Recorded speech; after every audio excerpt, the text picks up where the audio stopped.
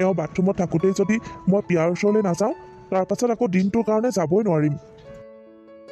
তাইক এবাৰ অকলশৰীয়াকৈ লগ নাপালে মোৰ কিবা মনটো ভালেই নালাগে। প্ৰিয়া, অ' প্ৰিয়া, মোৰ কলিজাজনী, আজি তোমাক শাৰী পিন্ধোতে কিমান ধুনীয়া লাগিছে তুমি জানানে? একেবাৰে নকইনাজনীৰ দৰেহে লাগিছে। মোৰ মনটো কেনেকুৱা লাগিছে জানানে প্ৰিয়া?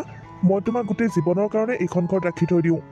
আৰু কি জানানে, মোৰ এই ৰুমটোৰ কথা কৈছোঁ, লগতে মোৰ জীৱনটোৰ কথা কৈছোঁ। মোৰ জীৱনটোত আৰু মোৰ এই ৰুমটোত এওঁ থাকিলে যেনেকুৱা লাগে তুমি থাকিলে তেনেকুৱা একেবাৰে নালাগে অ'। তুমি মোৰ জীৱনলৈ অহাৰ পাছত মোৰ জীৱনৰ সৌন্দৰ্যই বাঢ়ি গৈছে। ঠিক তেনেকৈ এই ৰুমটোলৈ তুমি যেতিয়া সোমাই আহা এই ৰুমটোৰ এটা সুকীয়া সৌন্দৰ্যই বাঢ়ি যায়। তুমি আজি এই শাৰীখন পিন্ধাৰ পাছত মোক কেনেকুৱা লাগিছে জানানে? তোমাক মই মোৰ ঘৰত গোটেই জীৱনৰ কাৰণে ৰাখি থৈ দিবলৈ মন গৈছে।